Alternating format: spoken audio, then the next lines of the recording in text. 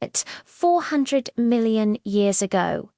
If your face wasn't covered in rock, you were lunch. The oceans were filled with creatures wearing literal bone armor. They had helmets fused to their skulls and plates locking over their bodies like living tanks. If you didn't evolve a shield, you were erased from history, and for millions of years, the tanks won. So here's the question. If armor was the ultimate survival strategy, why did evolution delete it? Why are today's most successful predators great white sharks, orcas, dolphins completely exposed? No helmets, no plates, no shields. Why would nature spend millions of years perfecting invincibility only to decide that being soft and vulnerable was better? What happened in the ocean that made rock obsolete and speed unstoppable? The oceans of the Devonian period weren't the sleek, high-speed arenas we see today. They were brutal, grinding battlefields. Fish had helmets, and their torsos were wrapped in interlocking shields. Some looked less like animals and more like medieval siege engines with tails. If you didn't evolve armor, you didn't last long enough to regret it. Back then, evolution's solution to danger was simple. If teeth are the problem, become a wall. And for tens of millions of years, that strategy worked almost perfectly. These armored fish were called placoderms, meaning plate-skinned predators. For roughly 50 million years, they dominated the oceans. Their armor wasn't decorative, it was thick, interlocking bone plating fused over the head and torso like a tank's hull. Take Dunkleosteus. It didn't even have teeth in the modern sense. Instead, it had sharpened, bony blades that acted like self-honing guillotines. When its jaws closed, they generated a bite force rivaling a Tyrannosaurus rex. It didn't nibble prey, it sheared right through it. And here's the wild part. Dunkleosteus evolved to punch through other armored fish. This wasn't just defense, it was escalation. The ocean had become an arms race. If your rival had a shield, you grew a hammer. If your rival grew thicker plating, you evolved stronger jaws.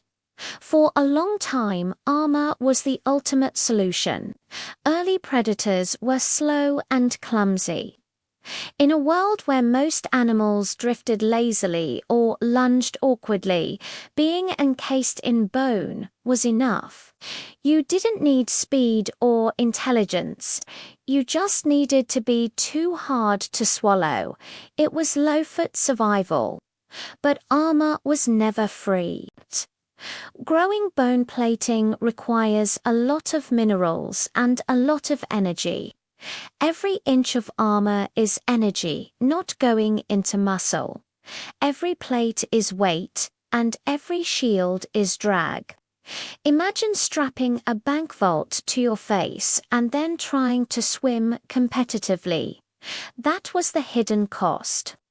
As predators evolved better jaws and stronger bite forces, something subtle began to shift.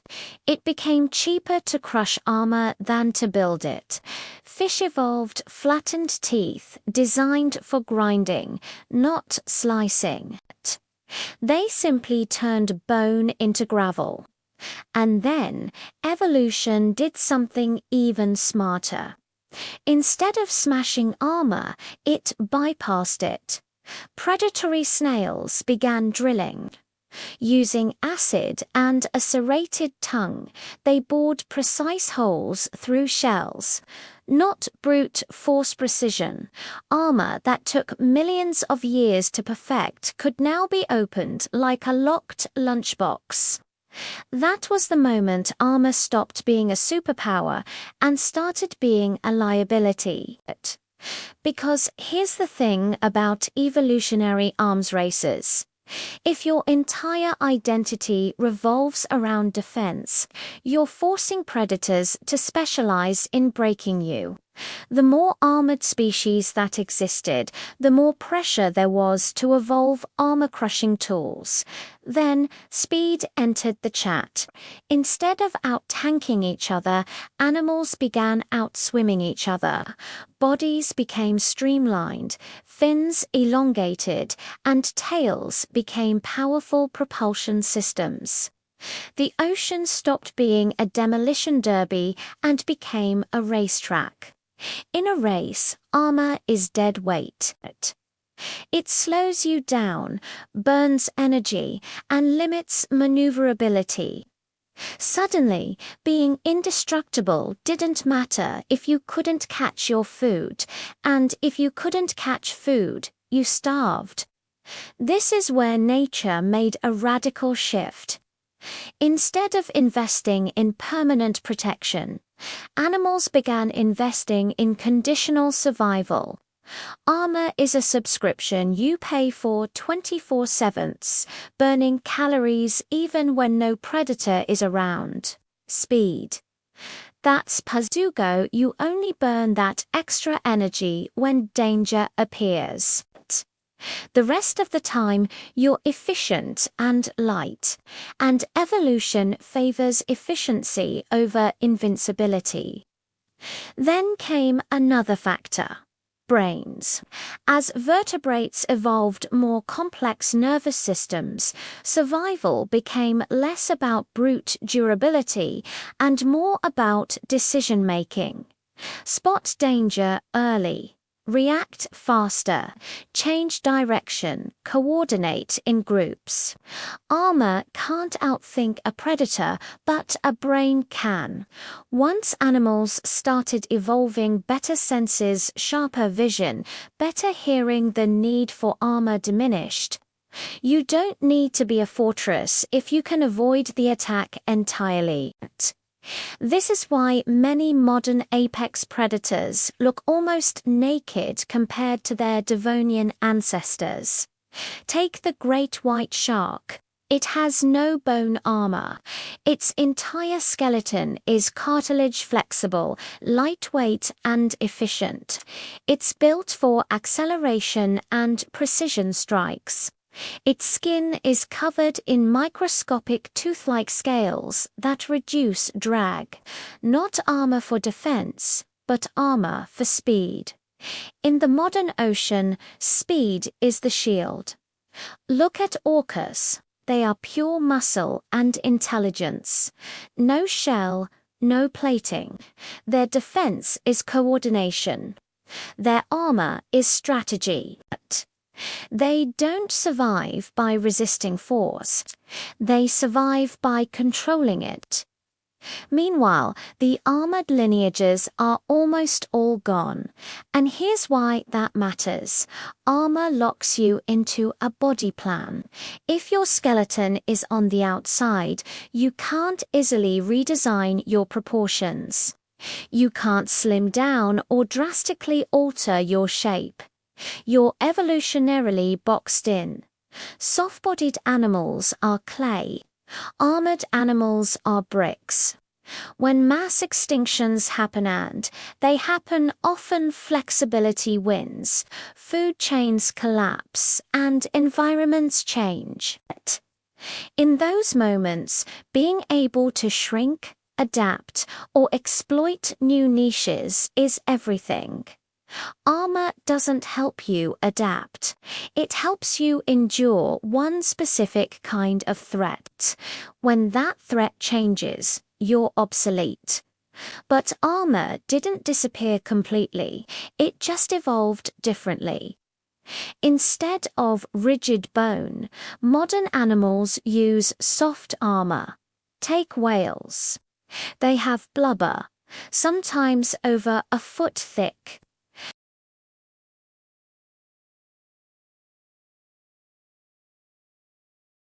If a shark bites a whale, it hits a cushion, not vital organs.